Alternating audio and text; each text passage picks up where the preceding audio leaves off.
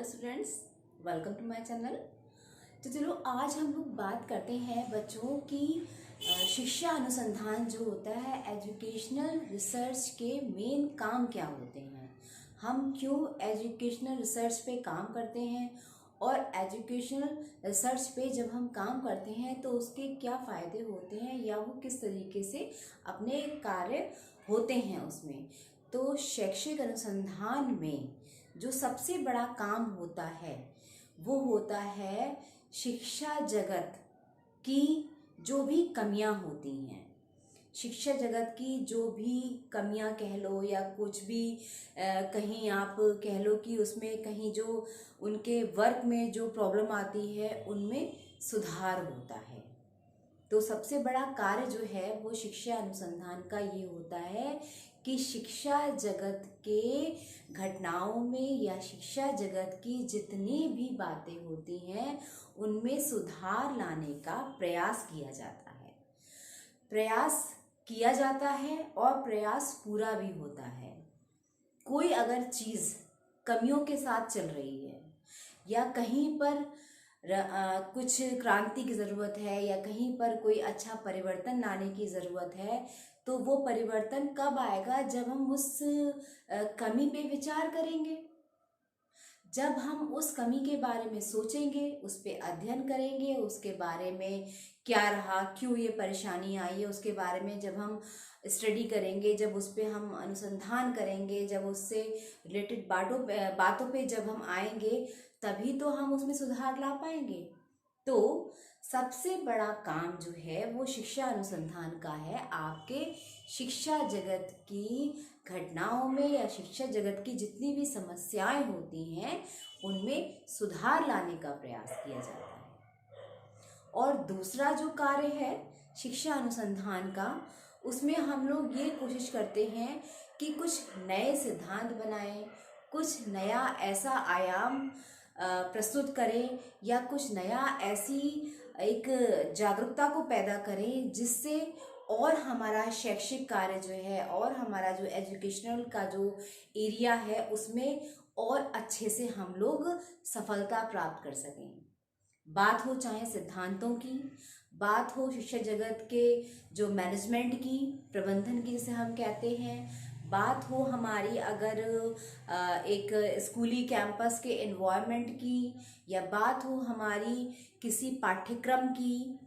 किसी भी एंगल से किसी भी दृष्टिकोण में अगर हम कुछ नए सिद्धांतों का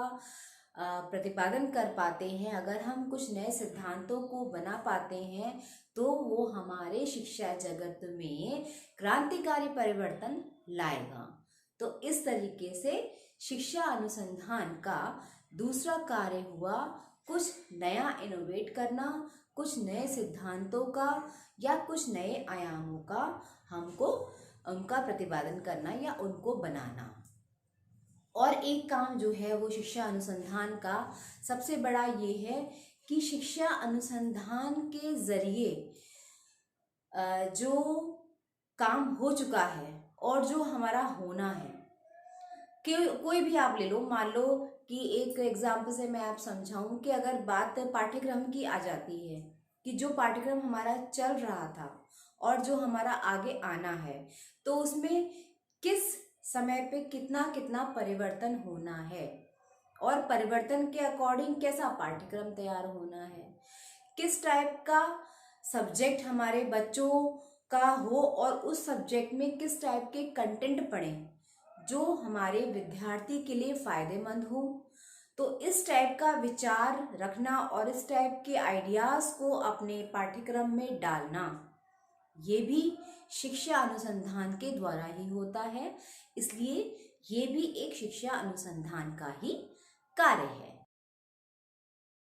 और दृष्टि से देखा जाए, अगर एक और एटीट्यूड से या पॉइंट ऑफ व्यू से अगर हम लोग देखें, तो शिक्षा अनुसंधान का एक काम ये भी होता है कि वो एक पुराने ज्ञान से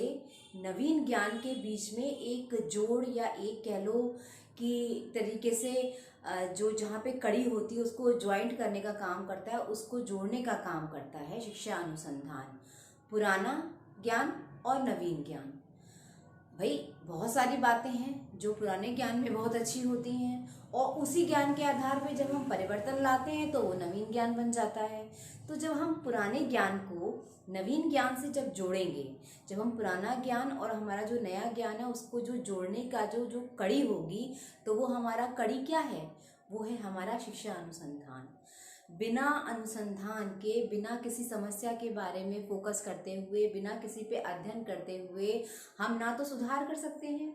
ना ज्ञान में वृद्धि कर सकते हैं, ना नए आयाम बना सकते हैं। तो ये सब काम कब होगा? जब हम अपने अनुसंधान पे काम करेंगे। और शिक्षा जगत की बात आ रही है, तो जब शिक्षा अनुसंधान की बात होगी तो ये सारे काम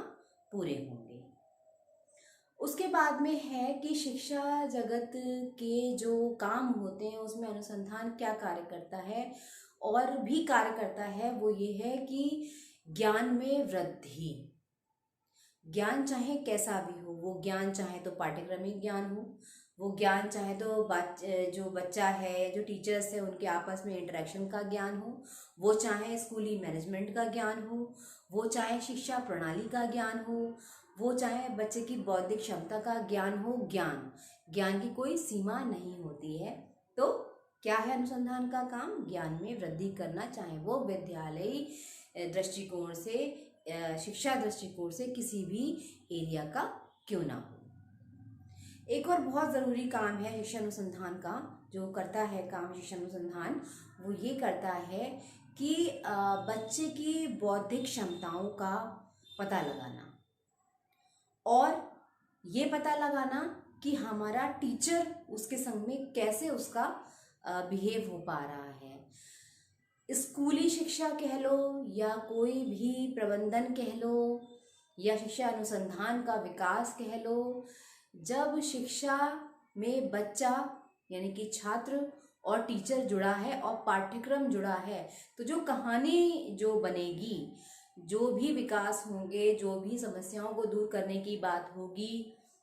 जितने भी नए आयामों को हम लोग प्रस्तुत करेंगे, तो वो होगा उन्हीं 3 बिंदुओं पर। एक हमारा टीचर, एक हमारा स्टूडेंट और हमारा पाठ्यक्रम। उन्हीं के बीच में सारा एनवायरनमेंट चलता है, उन्हीं के बीच में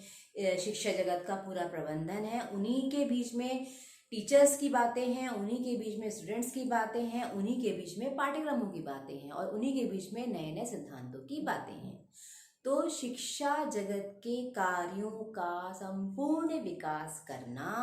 और शिक्षा जगत में एक नवीन चेतना लाना, और शिक्षा जगत में इनोवेट या रिनोवेशन कह लो, या जो कि एक तरीके से रेवोल्यूशन जो आता है, वो सारा काम जो है वो है हमारा शिक्षा अनुसंधान का। तो एक स्कूल की छोटी सी बात से लेके और एक बड़े विचारधारा तक